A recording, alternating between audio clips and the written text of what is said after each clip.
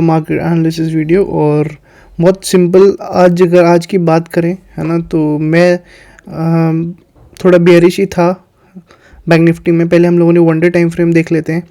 One day time frame पर है ना हम लोगों को कैसी कैंडल दिख रही है।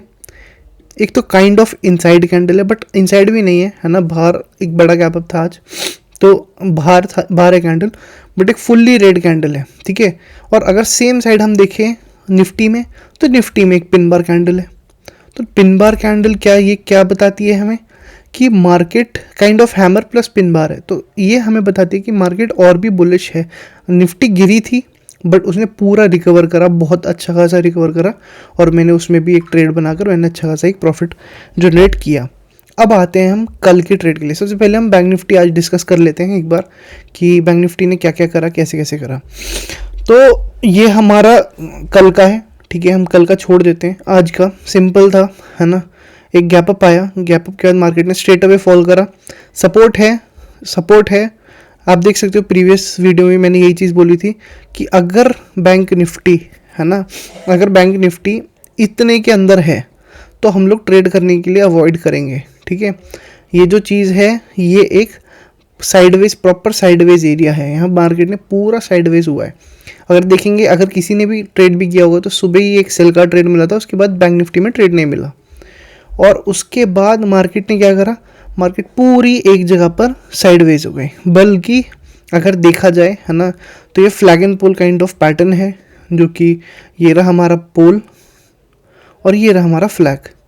तो ये फ्लैग एंड पोल पैटर्न है। अब देखते हैं इसका ब्रेकआउट ऊपर की तरफ कैसा होता है, क्या होता है।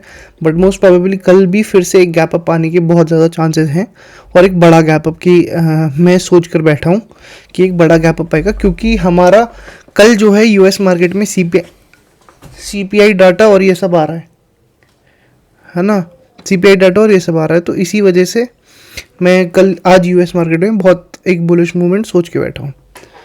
अब हम आगे बढ़ते हैं। हमारा कल अगर हम बैंक निफ्टी में ट्रेड करेंगे, सिंपल यही चीज़ है, यही रेंज है जो है ना, कि मार्केट साइडवेज है, टूटता है तो नीचे साइड के लिए देखेंगे, अगर ऊपर की तरफ टूटता है तो ऊपर साइड की तरफ जाएंगे, ठीक है। बट एक बार ध्यान रखना 47,000 ये देख लीजिए, 47,000 हमारा बहुत एक इंपॉर्टेंट लेवल है। अगर डायरेक्टली इसे अगर इसके ऊपर खुलती है मार्केट, तो फिर पहली बात इस जगह पर ट्रेड ही मत करो, ख़त्म कहानी, इस जगह पर ट्रेड ही मत करो, तो सोचा ही मत कुछ, ठीक है। आगे बढ़ते हैं निफ्टी में। कल निफ्टी की एक्सपायरी है, और अगर मैं एक बार दिखाऊं डाटा आप लोगों को, ये मैं डाटा खोल रहा हूँ, ठीक है, निफ्टी का वीकली डाटा, ठीक है। और देखेंगे तो कॉल साइड में अभी भी बहुत ज़्यादा लोग मतलब बैठे हुए हैं, ठीक है।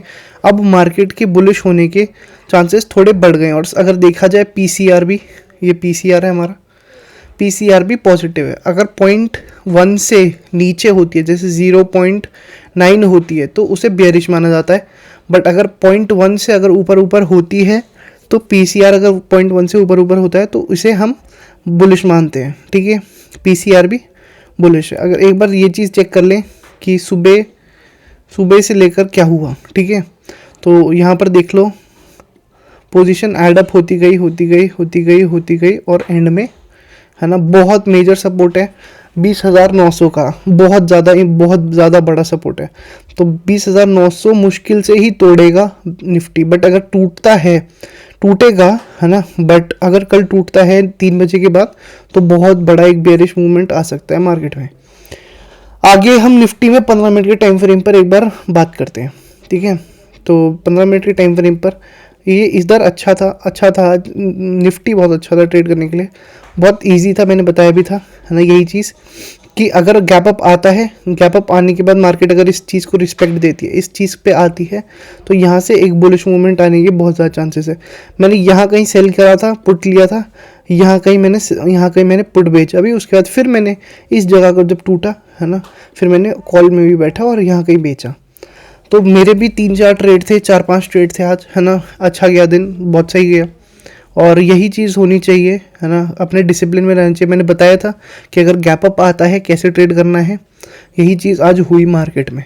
अब हम फिर से कल के लिए आते हैं, ठीक है। कल के लिए सेम वही चीज़ है कि हमारे पास एक बहुत इंपॉर्टेंट लेवल है, वो है 21,000, ठीक है। और कल कल का देखते हैं कल क्या होगा। बट 21,000 को जब तक ये एक बार रिस्पेक्ट नहीं करेगा मार्केट, तब तक मार्केट नीचे फॉल नहीं करेगा। 21,000 टच होगा ही होगा एक ना एक बार। तो इसीलिए मैं बैठा हुआ हूँ कि एक ना एक बार 21,000 टच हो जाए। अब अगर एक बार कल के लिए अगर ट्रेड देखें, ये हमारा कल के लिए ट्रेड बन सकता है, ये हमारा सपोर्ट हो गया है, ठीक है। अगर मार्केट कल खुलती है, गैप अप खुलने के बहुत ज़्यादा चांसेस हैं, सेम फिर से अगर खुलती है, इसको टच करती है तो मार्केट वापस आएगी, फिर इसे डायरेक्टली तोड़ती है तो फिर फॉल होएगी, नहीं तो फिर अगर वेट करती है, यहाँ पर टाइम स्पेंड करती है, तो वापस फिर से ऊपर तरफ जाने की चांसेस हैं। कल के लिए कुछ अभी श्योरिटी है नहीं, है ना, कि क्या होगा, क्योंकि यूएस मार्केट पे बहुत ज़्यादा डिपेंड करता है मार्केट। अगर कल यूएस मार्केट फॉल कर जाती है ना, और गैप डाउन के साथ, तो फिर मार्केट स्ट्रेट अवे नीचे फॉल करता जाएगा। बट अगर कल यूएस मार्केट एक अच्छा खासा गैप अप दे देती है, तो मार्केट के ऊपर जाने के बहुत ज़्यादा चांसेस बढ़ जाते हैं। सिंपल है जो है हमारा ट्रेड, है ना, इतने में रखते हैं और ज़्यादा कॉम्प्लिकेट नहीं करेंगे, ठीक है। तो thank you and have a safe day, have a good day।